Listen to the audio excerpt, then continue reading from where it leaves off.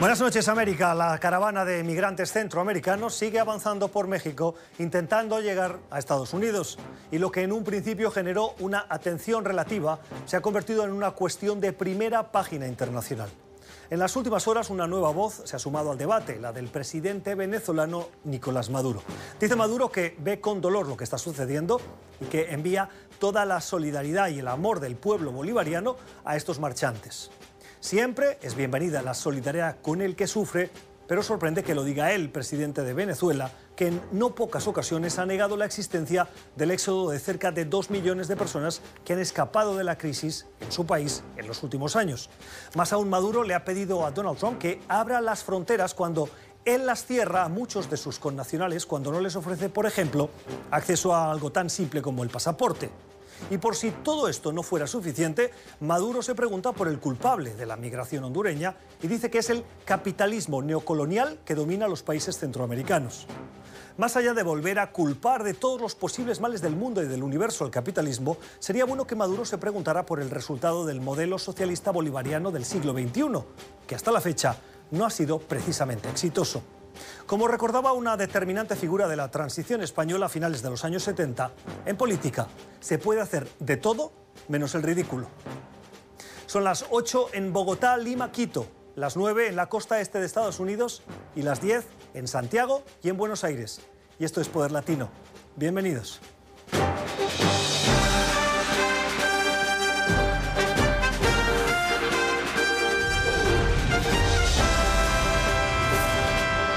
Poder Latino con Gustavo Alegret.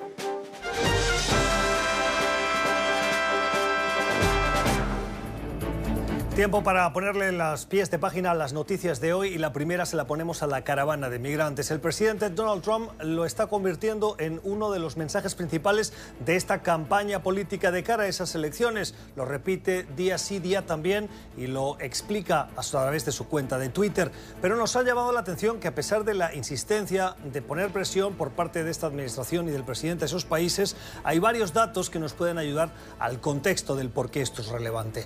Una encuesta, un trabajo de campo de la Fundación Kaiser, nos revela que para los votantes de Estados Unidos, todos, al margen de su ideología, el 15% de ellos consideran que la inmigración es el tema más importante para estas próximas elecciones. El 15%. Esto en un país de migrantes. Y si solo preguntamos a los republicanos, el porcentaje sube hasta el 25%. Hay otro dato que también nos ha llamado la atención y que por eso le queremos poner el pie de página hoy. En los últimos años, la mayor parte de la población que ha salido de Honduras, Guatemala y El Salvador lo ha hecho por falta de oportunidades económicas y por violencia. ¿Saben cuál es el porcentaje de gente que ha perdido estos países en general? Un 10%. El 10% de la población de estos tres países se ha ido por estos dos motivos. De cara a las elecciones, lo que las encuestas nos van dando cada día es un pedacito más para comprender lo que pasa. Y lo que se ha revelado en los últimos días se va confirmando, y es que hay entusiasmo electoral.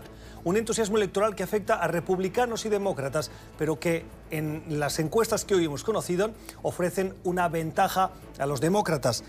El 50% de los posibles votantes quieren que la Cámara de Representantes y el Senado esté en manos demócratas de cara a esas próximas elecciones, frente al 41% que lo quieren republicano.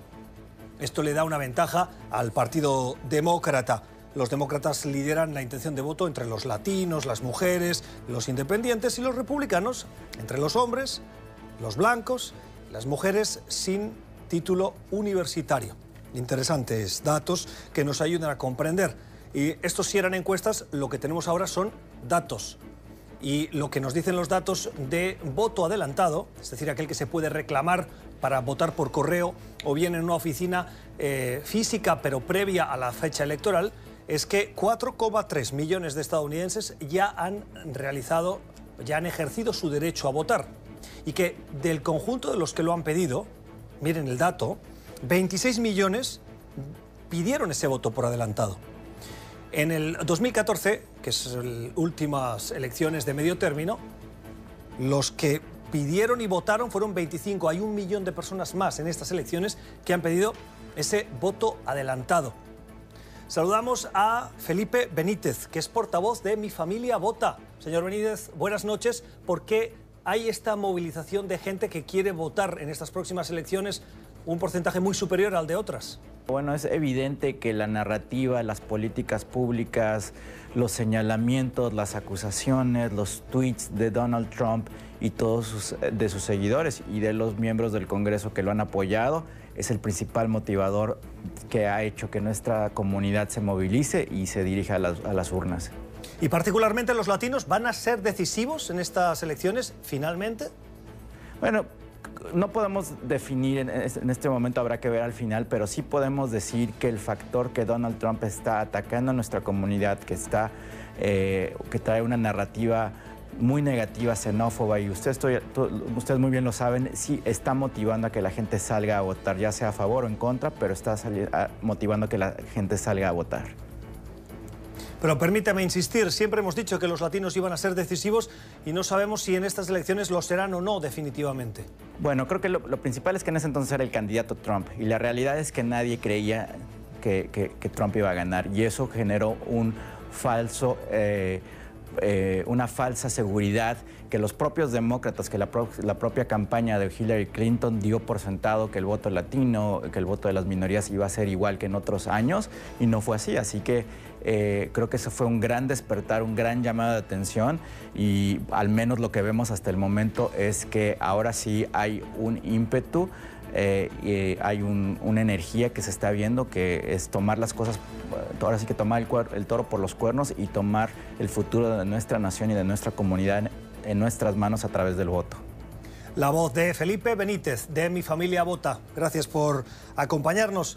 Miramos a la región desde Estados Unidos. Ustedes saben que Venezuela es uno de los principales problemas que afectan de este continente a la administración estadounidense. En los últimos días hemos tenido mensajes que nos han parecido un poquito distintos. Por un lado hemos escuchado al secretario de Estado, Mike Pompeo, refiriéndose a Venezuela y diciendo que los venezolanos tienen que encontrar por ellos mismos la salida a su crisis y insiste en que Estados Unidos está viendo cómo colabora, cómo contribuye a restaurar, dice, el Estado de Derecho. Pero este tono más diplomático, si se puede decir de esta manera, contrasta con el tono más agresivo del presidente Donald Trump, que en los últimos meses ha insistido en que todas las opciones estaban sobre la mesa. Y cuando le han dicho, oiga, está hablando de la opción militar, él ha repetido simplemente todas las opciones, como no descartando la opción militar. Mariano de Alba, buenas noches. Mariano de Alba es abogado, experto en relaciones internacionales. Tenemos que leer este doble mensaje de manera estratégica por parte de la administración. ¿Usted también ve ese doble mensaje? Bueno, yo creo que las declaraciones del secretario de Estado, Mike Pompeo, son un mensaje muy directo y muy franco, ¿no?, por parte del gobierno estadounidense con respecto a cuál es la estrategia y cómo está observando el gobierno de Estados Unidos la situación en Venezuela. Y básicamente en esas declaraciones el secretario de Estado es muy enfático en que el gobierno estadounidense está tratando de aumentar la presión, no descarta que veamos más sanciones en el corto plazo, pero también deja muy en claro que al final la tarea de restaurar la democracia en Venezuela depende fundamentalmente de los venezolanos. Y yo creo que ese es un mensaje muy importante porque durante los últimos meses, durante el último año, se ha instalado en buena parte de Venezuela la impresión de que la comunidad internacional puede resolver la grave crisis que atraviesa el país. Y yo creo que Pompeo enfoca nuevamente la discusión correcta en donde para que la situación en Venezuela se resuelva, hace falta, sí, presión internacional, hace falta mayor coordinación internacional, pero también falta algo que no hemos visto durante mucho tiempo y es que los venezolanos se organicen, se coordinen y traten de buscar que haya un cambio de gobierno en Venezuela. Pero la confusión viene fundamentada por las declaraciones del presidente Trump e incluso por el secretario general Almagro, que insistió que todas las opciones estaban sobre la mesa y que cuando se les pregunta por la opción militar no la descartan de manera directa. Bueno, creo que, a ver, en primer lugar, la política del gobierno estadounidense, y creo que también es la del secretario de Estado Mike Pompeo, es no descartar ninguna opción. Ningún gobierno va a decir, nosotros no vamos a llegar a hacer eso porque eso depende mucho de las circunstancias del momento. Después, en segundo lugar, hay que decir que la declaración la declaración de agosto del año pasado, 2017, de Donald Trump, de una posible intervención militar en Venezuela, fue una declaración al momento, y después el mismo Donald Trump se dio cuenta que los demás países de la región están absolutamente en contra con una opción de ese tipo. Y ya lo ha ratificado, por ejemplo, el presidente nuevo de Colombia, Iván Duque. Entonces yo pienso que no se trata de una falta de coordinación, sino que se trata más bien de que se interpretan de manera errada ciertas declaraciones y el hecho de que Trump lo haya dicho ciertamente fue muy dañino, porque eso generó en Venezuela y en muchas partes del mundo la esperanza de que efectivamente Estados Unidos tenía la capacidad para resolver la crisis.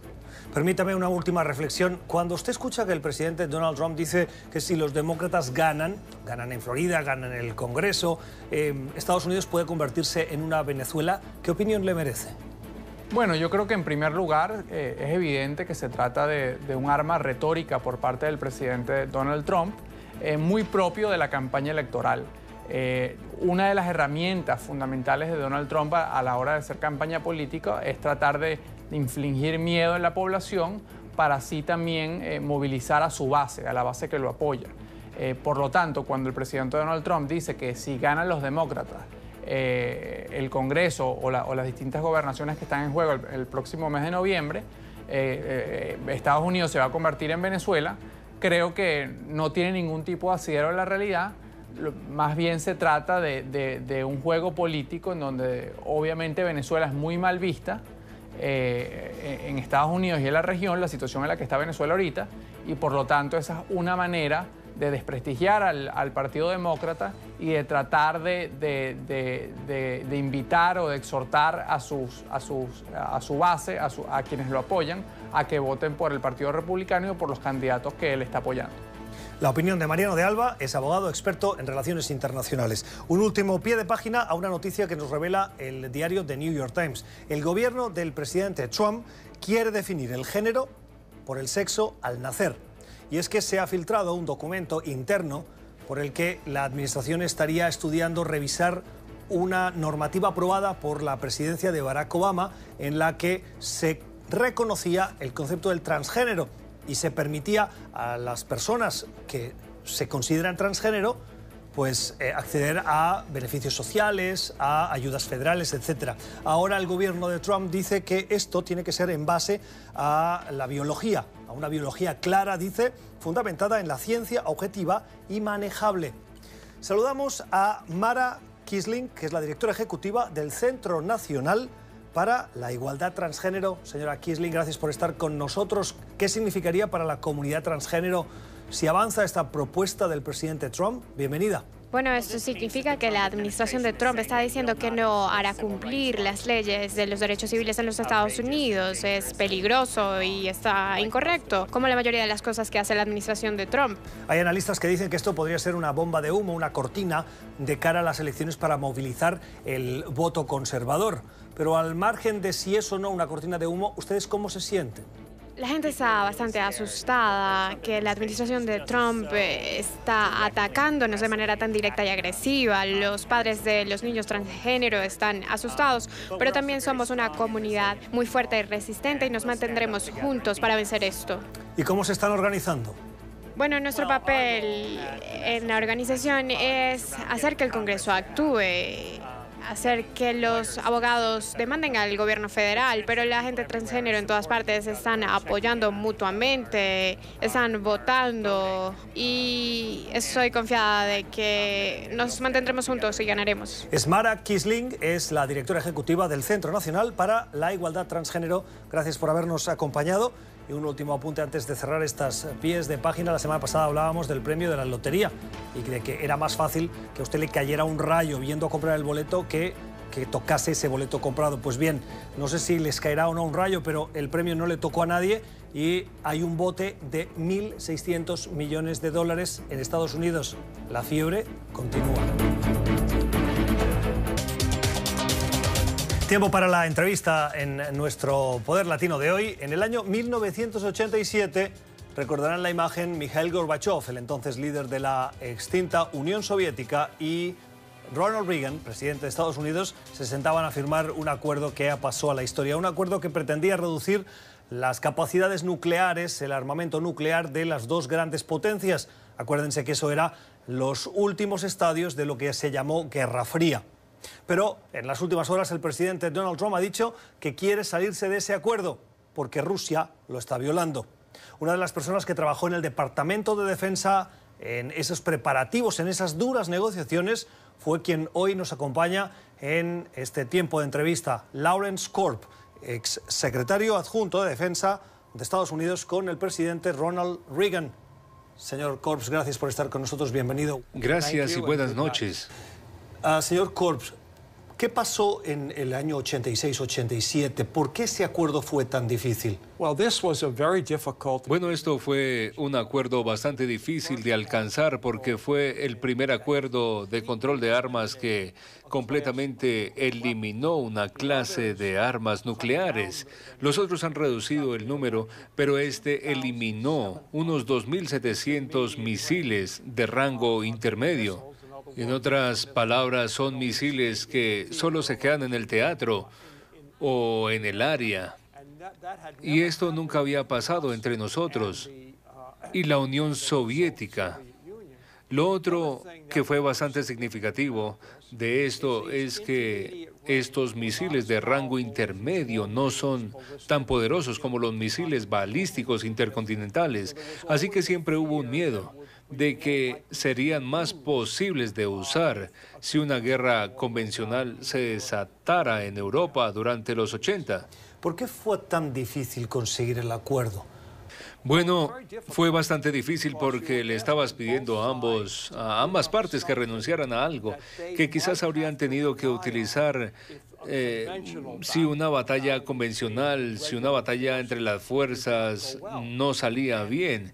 Y era difícil para los Estados Unidos renunciar a esto porque la Unión Soviética tenía una fuerza militar más grande que nosotros y nuestros aliados. Así que la idea era, digamos, comenzar una guerra convencional, podrías usar armas nucleares y dejarías todo esto, y eso lo hizo bastante significativo, y creo que pudimos hacerlo entonces porque estaba claro que con la llegada de Gorbachev y la Unión Soviética, como la conocíamos, sabíamos que no iba a durar mucho. En las últimas horas el presidente Donald Trump ha dicho que quiere retirar a Estados Unidos de ese acuerdo. ¿Tiene razón Trump? No, yo no creo que él esté en lo correcto. Ahora él está diciendo, como lo dijo el presidente Obama, que los rusos están violando el acuerdo intermedio nuclear al desarrollar una nueva clase de armas intermedias. Pero lo que debería estar haciendo es hablando con ellos al respecto, porque los rusos creen que nosotros también estamos violándolo, porque estamos poniendo sistemas de defensa y misiles en Polonia y Rumania que pueden ser, y creen que pueden ser armas ofensivas.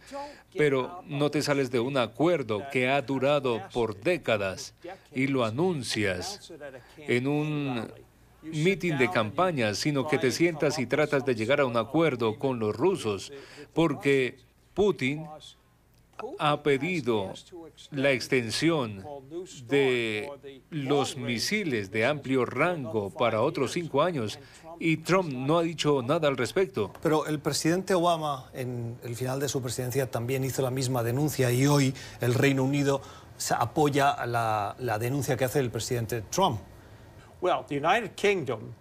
Bueno, el Reino Unido es el único del resto de Europa y de la OTAN. No, de hecho, en los últimos meses, en la última reunión de la OTAN, ellos presentaron una proclamación en la que dijeron no querer salirse de esto.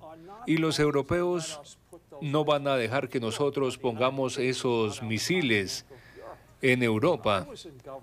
Pero cuando estaba en el gobierno, nosotros, para poder negociar con los soviéticos, en realidad tuvimos que poner nuestros misiles en Europa. Y yo solía ir y había muchas marchas en mi contra y en Bruselas, nunca lo olvidaré. Saben que este acuerdo es un acuerdo entre Estados Unidos y Rusia. Pero China ha desarrollado su capacidad nuclear en los últimos años. ¿Hasta qué punto China está teniendo influencia en la decisión del presidente Trump? ¿Está preocupado? ¿Tiene que estar preocupado Estados Unidos? Bueno, no hay duda de que el hecho de que China esté desarrollando estas armas de rango intermedio ha llamado la atención de John Bolton, que es el asesor de seguridad nacional del presidente Trump en 2011, antes de que hubiera ningún engaño por parte de los rusos. Él quería salirse de eso por lo que estaba haciendo China, pero la respuesta sería negociar con China. Y nuevamente, si dices, bueno, vamos a contar con China poniendo misiles en Japón de aquí a allá, ellos no van a quererte, pero también tendrán unos soldados que pueden contar con los chinos. Y creo que los rusos están en lo correcto al violar esto, pero no pone en riesgo nuestra seguridad de ninguna manera con ellos al hacer esto. Lo que me preocupa es, ya que el presidente Trump ha rechazado la oferta del presidente Putin de extender el acuerdo por otros 5 años, al hacer esto, la era del control de armas habría acabado y volveríamos al punto antes de que Ronald Reagan se convirtiera en presidente. Este fin de semana, periodistas que cubren la Casa Blanca recordaban que esto puede ser una cortina de humo de lo que realmente interesa de China, de Rusia, que es la interferencia en las pasadas elecciones. ¿Es una cortina de humo a su juicio? Primero que todo, Trump hizo lo incorrecto al anunciar su salida del acuerdo públicamente antes de decirle a los rusos en un mitin de campaña. En realidad era un evento muy local y también le permitiría decir, bueno, me estoy endureciendo con los rusos, no voy a dejar que se salgan con su interferencia en las elecciones, lo cual no ha hecho y no ha sido duro en esa área. ¿Cuáles serían las consecuencias de la retirada de China, de Rusia, de ese acuerdo? Bueno, creo que las consecuencias serían un daño al control de armas entre nosotros y la Unión Soviética y ahora Rusia, lo cual ha reducido el número de armas nucleares de unas 60.000 a unas 3.000 hoy en día. Así que esa sería la consecuencia porque hemos continuamente hecho estos acuerdos con Rusia y eliminando una clase nueva de armas nucleares, y los rusos también habrían violado el acuerdo antibalístico técnicamente, pero no nos salimos. Desafortunadamente, Bush anunció en 2002 que no salíamos, pero los rusos nos ven y dicen, bueno, ustedes están saliendo de estos acuerdos, pero ¿qué pasa con nosotros? Y creo que la respuesta es que tienes que negociar con ellos sobre eso y sobre también las armas estratégicas. El análisis, la opinión de quien formó parte de esos trabajos preparatorios para ese acuerdo nuclear que ahora el presidente Trump pretende retirar a Estados Unidos del mismo. El señor Lawrence Korb es exsecretario adjunto de Defensa de Estados Unidos, trabajó con la administración de Ronald Reagan. Mr. Korb, thank you for being here today. Muchísimas gracias por la invitación. Nosotros enseguida regresamos con nuestro tiempo para el debate. ¿Qué opina de la decisión del presidente Donald Trump? @PoderLatinoNTN. Háganos llegar su opinión, su punto de vista. ¿Se acuerda de la época de la Guerra Fría? ¿Cómo le afectó? @PoderLatinoNTN. Ya volvemos. Tiempo para el análisis en nuestro debate de hoy aquí en Poder Latino. Nos acompañan nuestros analistas, los invitados de hoy, con Yali Núñez, que es directora de Medios Hispanos del Comité Nacional Republicano, portavoz en español del partido, y que fue directora de Medios Hispanos del senador Marco Rubio. Señora Núñez, gracias por estar con nosotros. Bienvenida a Poder Latino. Buenas noches. Y con Patricio Zamorano, es académico, es analista político, es director ejecutivo de la consultora Infoaméricas.info. Señor Zamorano, gracias por acompañarnos. Saludos, ¿cómo estás? Bienvenido a Poder Latino. Miren, nos habíamos intentado conjurar para no hablar más de la caravana, la famosa caravana de migrantes, pero se nos hace un poco difícil y el presidente Trump nos ayuda bastante a que el tema vuelva a ser recurrente. Esta mañana ha dicho que la situación es de una emergencia nacional y ha vuelto a reiterar sus amenazas de retirar la ayuda de los programas al desarrollo e insistir en que los países, tanto México como además Honduras, Guatemala y El Salvador, tienen que hacer más para detenerlos e insisten que puede cerrar la frontera y enviar al ejército. Señora Núñez, ¿la respuesta de la Administración está siendo la adecuada para una situación de flujo migratorio que no es que haya incrementado, sino que los datos dicen que De hecho, desde el 2002 a hoy, ¿ha disminuido? Bueno, primero que nada, basta ver las fotos y basta ver los videos para ver el mar de personas que están llegando en esta caravana, que no solamente ya es de Honduras, sino que se le están uniendo personas de países como Guatemala, como El Salvador, más personas que continúan con este flujo irregular de inmigración. Vamos a poner un poco las cosas en perspectivas. Entendemos perfectamente lo duro de la situación de Latinoamérica, sabemos los trabajos, el nivel de criminalidad que hay en estos países. Yo viví en Honduras, viví en Guatemala, viví en México, sé cómo están las cosas de difíciles allá, pero no es lo correcto salir en una caravana hacia los Estados Unidos cuando no tienen ni van a tener un proceso legal al llegar aquí. Hay que poner las cosas en perspectivas, entendemos la situación, sin embargo, esta no es la manera correcta de hacer las cosas. A ver, yo te quería decir que se nos olvida una palabra principal, crisis humanitaria. Esto es una crisis humanitaria y no hay ninguna duda, absolutamente ninguna duda, que los Estados Unidos tienen una responsabilidad. Toda la pobreza y la violencia que se genera, especialmente en Honduras y en El Salvador y ahora nuevamente Guatemala, es por el hecho del consumo de drogas de los Estados Unidos. Estados Unidos consume 150 toneladas de cocaína cada año, se gasta más de 20.000 millones de dólares cada año y esa es responsabilidad del país que consume más drogas ilegales en el planeta.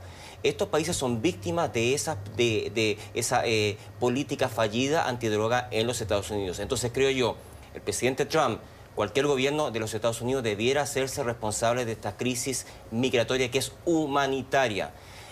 Yo creo que el presidente Trump está intentando tomar una ventaja política de un problema humano muy, muy grave que implica niños también, mujeres, gente totalmente inocente que viene a los Estados Unidos por mejor calidad de vida. Ahí hay un tema muy complicado desde el punto de vista moral, creo yo. Cuando dice que quiere aprovechar las circunstancias, ¿está sacándole provecho en qué sentido? Por supuesto, por la misma razón que tú explicabas.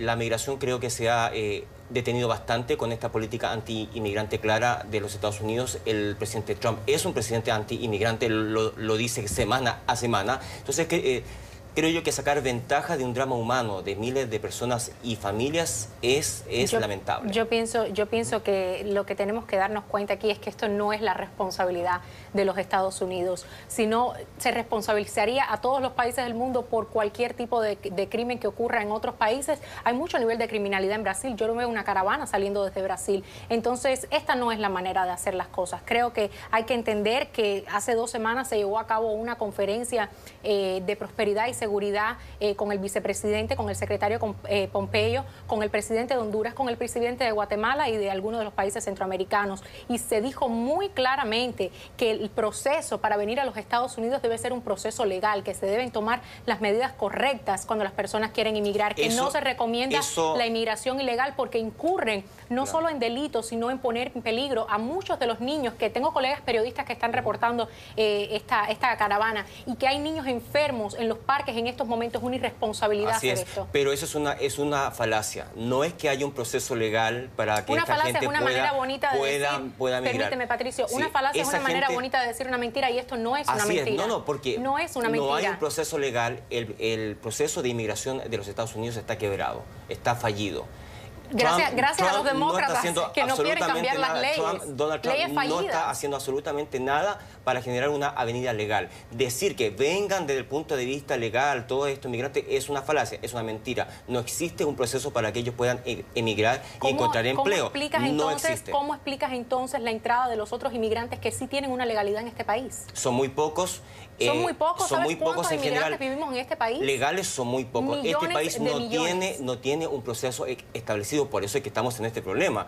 Es un tema pendiente de todos los gobiernos, incluyendo los demócratas y ahora el gobierno republicano. No han podido reformar un sistema quebrado que no tiene sentido y que se politiza a costa del drama de miles de familias. Sin embargo, eso es moralmente repudiable. Sí, sin embargo, cada vez que se trae a la mesa a colación el tema de hacerle una reforma al sistema migratorio, los demócratas se niegan totalmente.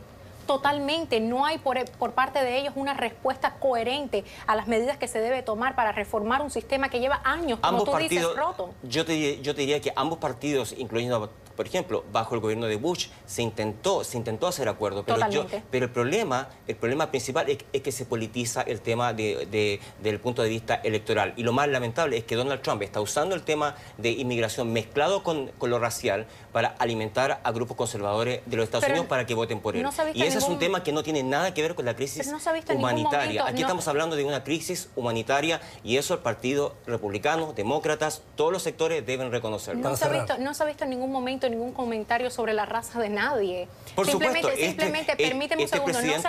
Presidente, ese es su discurso político.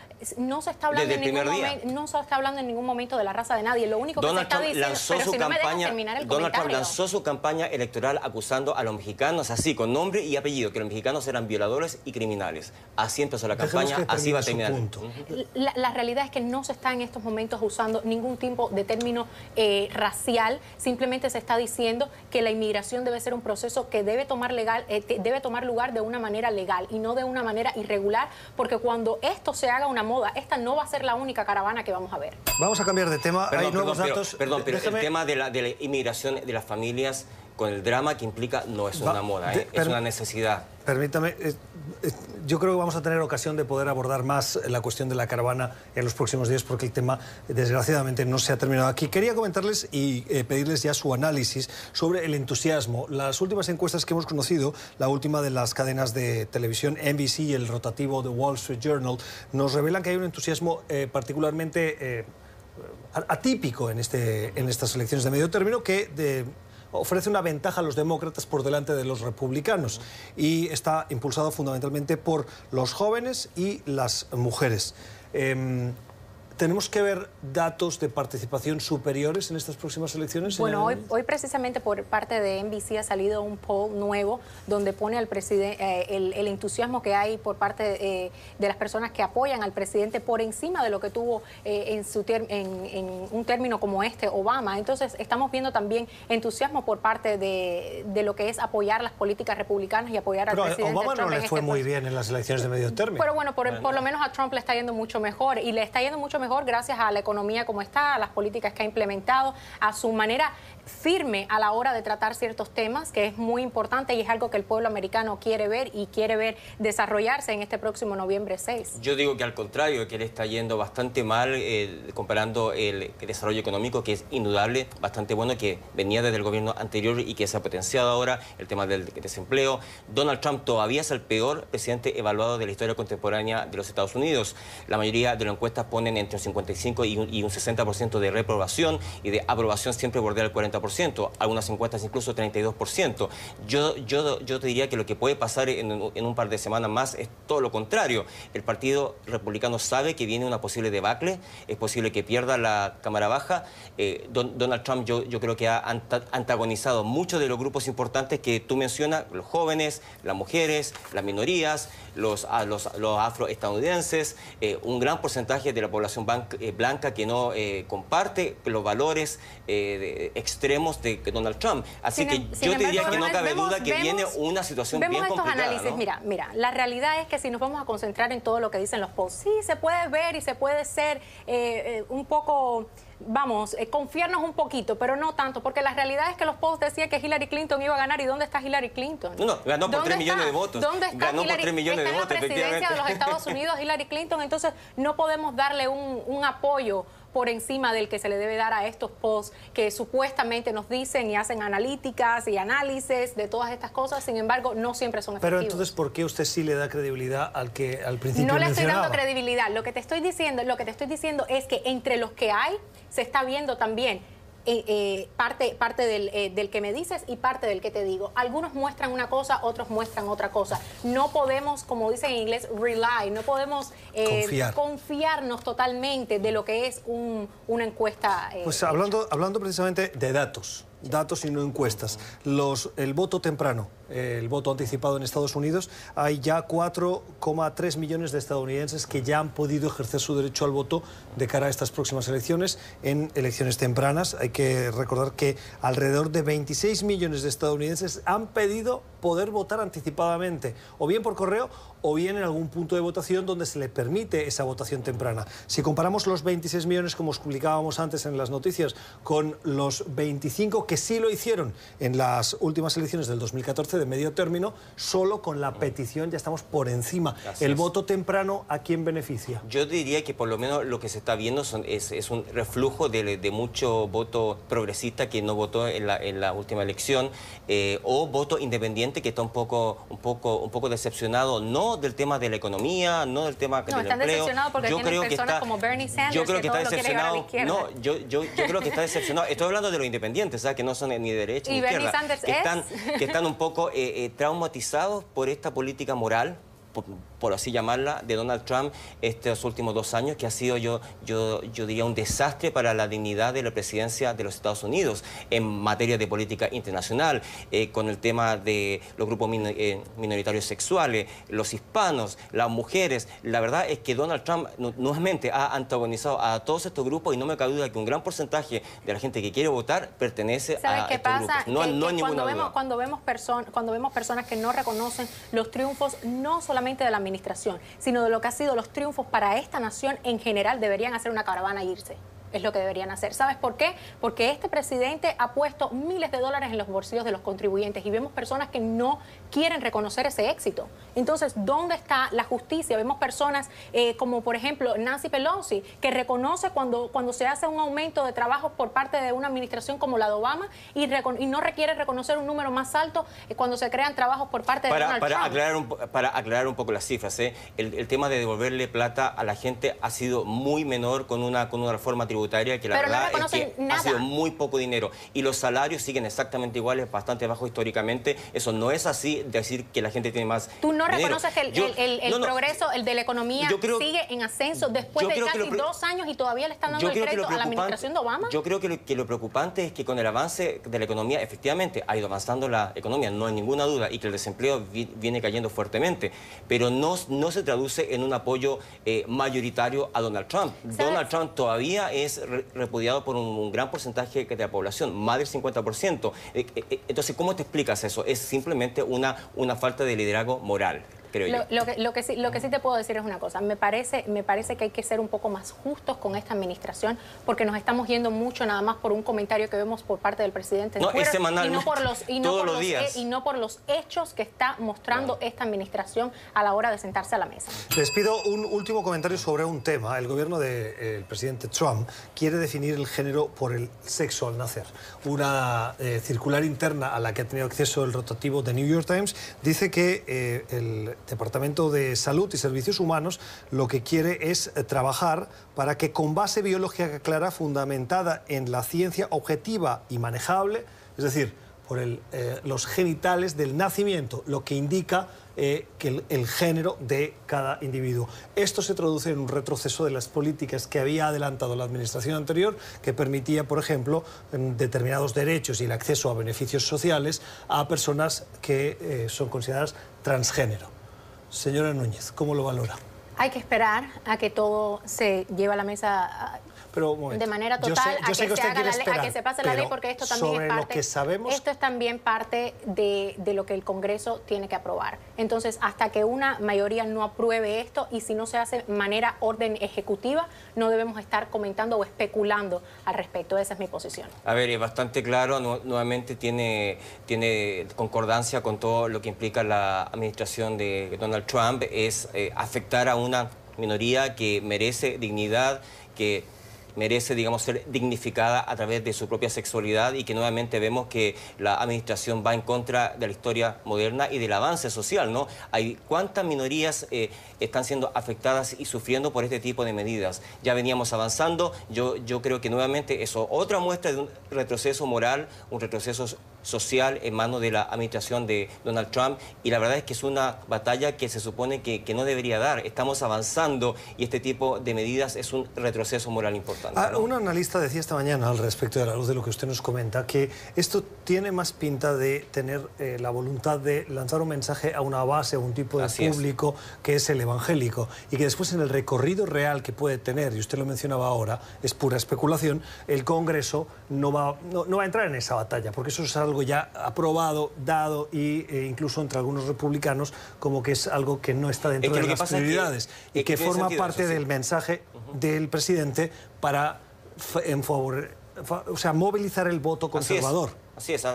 Mira, lo que yo te puedo decir es que yo como persona y como miembro del Partido Republicano, te puedo decir que yo respeto profundamente a la comunidad LGBTQ y que espero que no haya ningún retroceso por parte de lo que es los avances que se ha llevado a cabo con esta comunidad. Sin embargo, como tú bien mencionas, esto es algo que tiene que ser aprobado por el Congreso. No es una medida ejecutiva, ojo, que el presidente está tomando y que todavía lleva su proceso. Tiene 20 segundos porque estamos fuera de tiempo. La verdad es que lo que demuestra justamente con lo que estamos escuchando es que el presidente Donald Trump quiere hablarle a su electorado particular. Esa es su apuesta, quiere recuperar cada voto que pueda para lo que viene, para las elecciones del Congreso, y que en ese sentido está un poco polarizando hacia la derecha todo este tipo de mensajes muy conservadores, muy religiosos y que tienen un sentido político, no es un sentido moral para nada. El análisis de nuestros invitados hoy, Yali Núñez, la directora para medios hispanos del Comité Nacional Republicano, y también Patricio Zamorano, académico, analista político y director ejecutivo de la consultora Infoaméricas.info. Señor Núñez, señor Zamorano, gracias por habernos acompañado, por sus tiempos. ¿Y usted qué opina de todo lo que hemos conversado? ¿Nos quiere hacer llegar su opinión sobre alguno de los temas? @PoderLatinoNTN. Lo recibimos con gusto. Ya volvemos. Tiempo para la recomendación cultural con Alexandra Colón Amil. Como siempre, las recomendaciones que nos trae, siempre atractivas. Gracias, Alexandra, por estar con nosotros. ¿Qué nos propones hoy? A ti, Gustavo, buenas noches. Hoy, Carne y Arena, el proyecto de realidad virtual del cineasta mexicano Alejandro González Iñárritu. Uy, realidad virtual. ¿Y por qué nos lo propones? ¿En qué consiste? Bueno, este proyecto estrenó en Cannes el año pasado y está basado en las experiencias reales, en las historias vividas de migrantes y refugiados centroamericanos y mexicanos, ¿no? Entonces, durante 7 minutos, el espectador se pone estas gafas de realidad virtual y es transportado sensorial y visualmente al desierto a vivir lo que estas personas vivieron. Nunca mejor que con esta caravana de migrantes experimentarlo ahora. Por eso la recomendación. Yo tuve la oportunidad de ir a verla y la verdad es escalofriante lo que sucede allí. Pero yo creo que las imágenes del proyecto y el mismo creador harán mejor trabajo que yo explicando de qué se trata. No hay una mejor forma que la de vivir, aunque sea un fragmento sensorial e intelectualmente. Esa es la mejor forma de entendimiento. El entender es la otra palabra de amar.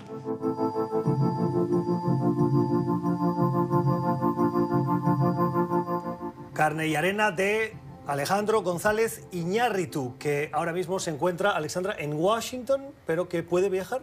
Sí, de hecho, previamente ha estado en Milán, en Los Ángeles, estuvo en Ciudad de México, así que esperemos que siga viajando para que y mientras tanto los telespectadores pueden ver este vídeo que está al alcance de cualquiera en YouTube. Está en YouTube, sí. La recomendación cultural nunca más apropiada que esta para hoy, con estas noticias que nos llegan de las caravanas, de los migrantes que buscan un futuro más próspero en Estados Unidos. Alexandra, gracias por estar con nosotros. A ti, Gustavo. ¿Y ustedes qué opinan? ¿Qué opinan de esta exposición? ¿Qué opinan de la mezcla que el cine y Alejandro González Iñárritu nos hacen para que reflexionemos y conozcamos un poquito más las dificultades de los migrantes? Háganos saber su opinión a través de la cuenta de Twitter, @PoderLatinoNTN. Mensajes como estos nos interesan. Mensajes que nos han llegado en las últimas horas sobre el programa de la semana pasada o el de hoy, como este. Estos son delincuentes, esto es una invasión de centroamericanos a sus países y la mira es agredir a Estados Unidos. Esta invasión está planeada, lo que dicen en grupos, pasamos cualquier frontera y con los niños entramos a los Estados Unidos. Nos pagan fianza, jueces nos ayudan. Gracias, José, por su mensaje interesante. Usted pone sobre la mesa 3 puntos que nos parece interesante que los conversemos. El primero, habla usted de invasión. Mire, los datos del Centro de Estudios Pew revelan que entre el año 2002 y el 2016 hubo un decrecimiento de la llegada de inmigrantes a Estados Unidos, de inmigrantes irregulares, del 53% al 31%, un descenso importante que supuso el incremento de otros grupos minoritarios en Estados Unidos que aumentaron la llegada de sus connacionales. Habla de agredir Yo lo que he oído hasta ahora es que esos migrantes lo que buscan es un futuro mejor en Estados Unidos, sobre todo por la situación que viven en sus países. Y finalmente nos llama la atención que usted dice que los jueces no ayudan. Siempre nos han explicado que los jueces aplican la ley. Si tiene que haber otras leyes, las tendría que cambiar el Congreso. En Venezuela y en Nicaragua no hay forma de salir del asunto políticamente. En esos momentos es que los pueblos deben ir a la guerra. Ha sido así durante siglos.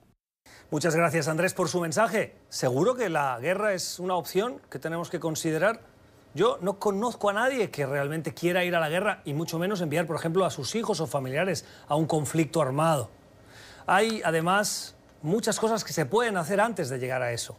En el caso de Venezuela o de Nicaragua, por ejemplo, la comunidad internacional puede seguir poniendo presión. Hay un camino por recorrer. ¿No le parece que se puede contribuir a poner presión para acabar con la ayuda que estos países reciben externa? Por ejemplo, de Cuba, de Rusia o de China. Por ejemplo, la voz de las oposiciones en estos países no puede ser más unitaria, un poquito más unitaria. Algunos dicen que mucho. Nos parece que la opción militar nunca es una opción por las consecuencias desastrosas que eso tiene y que aún quedan pasos por recorrer. Pero gracias por enviarnos sus opiniones, como estas y otras que hemos recibido, que las leemos con atención y nos gusta comentar algunas aquí al final del programa de Poder Latino. Con esto terminamos. Les agradecemos mucho la generosidad de su tiempo y habernos abierto la pequeña pantalla de su casa. Que tengan una feliz noche. Hasta mañana.